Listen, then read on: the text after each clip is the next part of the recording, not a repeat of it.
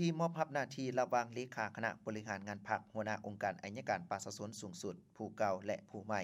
ได้จัดขึ้นในวันที่23มกราคม2026โดยภายใต้การเป็นประธานของท่านนางศรีใสลือเดชมุนสอนกรรมการกรมการเมืองศูนย์กลางพรรคคณะเลขาธิการศูนย์กลางพรรคหัวหน้าคณะจัดตั้งศูนย์กลางพรรค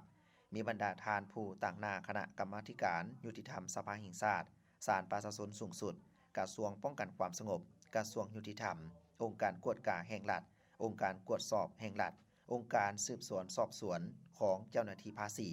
คณะนำองค์การอัยการประชาชนสูงสุดองค์การอัยการทหารขั้นสูงคณะกรมห้องการสถาบันคุณครัวและฝึกอบรมอัยการ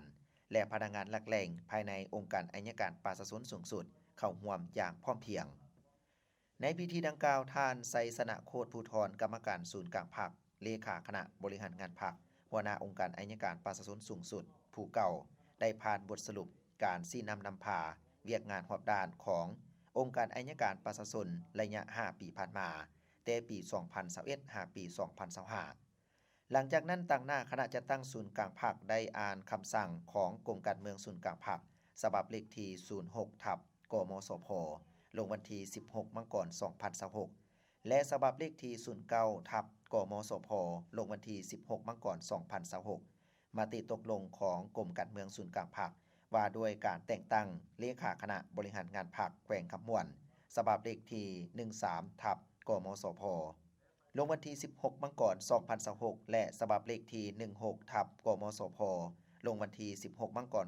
2026ว่าด้วยการแต่งตั้งเลขาคณะบริหารงานพรรคองค์การอัยการประชาชนสูงสุด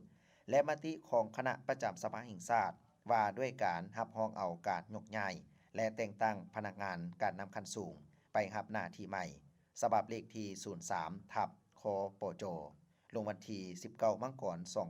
2026ในโอกาสนี้ท่านนางศรีใสลือเดชมุนสอนได้ให้เกียรติมอบบรรดาคำสั่งและนิติกรรมให้แก่ท่านไสสนะโคตรภูธรเลขาคณะบริหารงานพรรคหัวหน้าองค์การอัยการประชาชนสูงสุดผู้เก่าและท่านนางลีวงศ์ลาวลีเลขาคณะบริหารงานพรรคหัวหน้าองค์การอัยการประชาชนสูงสุดผู้ใหม่หลังจากนั้นในพิธียังได้ร่วมกันลงนามเซ็นบทบันทึกมอบรับหน้าที่ระหว่างเลขาคณะบริหารงานพรรคหัวหน้าองค์การอัยการประชาชนสูงสุดผู้เก่าและผู้ใหม่อย่างเป็นทางการในโอกาสดังกล่าวท่านนางศรีใสลือเดชมุนสอนได้ให้เกียรติโอลมและให้ทิศชี้นำต่อบรรดาทานที่ได้รับการแต่งตั้งและยกย้ายหน้าที่ครั้งนี้จงพร้อมกันสืบต่อเอาใจใส่บางปัญหาที่สำคัญดังนี้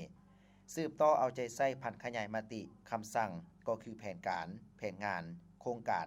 ที่พวกสหายวางออกนั้นให้คนครัวปรึกษาหารือให้มีความเข้าใจเป็นเอกภาพอยู่องค์การอัยการประชาชนแต่ละขั้นแล้วพันขยายเป็นแผนการกิจกรรมปฏิบัติให้แทดเหมาะกับสภาพความเป็นจริง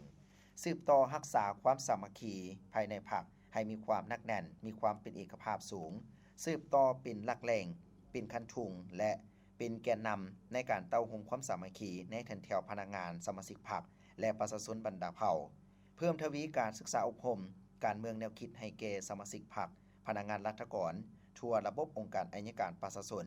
และองค์การอัยการทหารให้มีมานะจิตปฏิวัติมีคุณสมบัติศีลธรรมปฏิวัติจรรยาบรรณจรรยธรรมดำรงชีวิตปลอดใสขาวสะอาดและมีความบริสุทธิ์สัตย์ซื่อจงรักภักดีต่อพรรคต่อประชาชนอย่างเป็นปกติต่อเนื่องเอาใจใส่ลงลึกตื่มเกี่ยวกับวิธีการมาตรการศึกษาอบรมแนวคิดให้มีประสิทธิผลขึ้นกว่าเก่าเอาใจใส่พัฒนากงจักการจัดตั้งให้มีความหนักแน่นเข้มแข็งรอบด้านถูกต้องตามกฎหมายสร้างตั้งอัยการเขตและเขตประจำเมืองในเมืองที่มีเงื่อนไขเหมาะสมเพื่อเฮ็ดหน้าที่อำนวยความสะดวกให้ประชาชนเข้าถึงการบริการทางด้านกฎหมายหลายขึ้นและสามารถใช้สิทธิ์เป็นเจ้าของตนเองให้หลายขึ้นเพิ่มทวีเวียกงานติดตามกวดกาการปฏิบัติกฎหมายและสั่งฟ้องผู้ถูกหาขึ้นศาลให้มีคุณภาพและมีผลสำเร็จสูงขึ้นกว่าเก่าเอาใจใส่สร้างและปรับปรุงกฎหมายและนิติกรรมลุ่มกฎหมายเพื่อเป็นบอนอิงและรับประกันการปฏิบัติภาระบทบาทสิทธิและหน้าที่ขององค์การอัยการประชาชนแต่ละขั้นเป็นเอกภาพ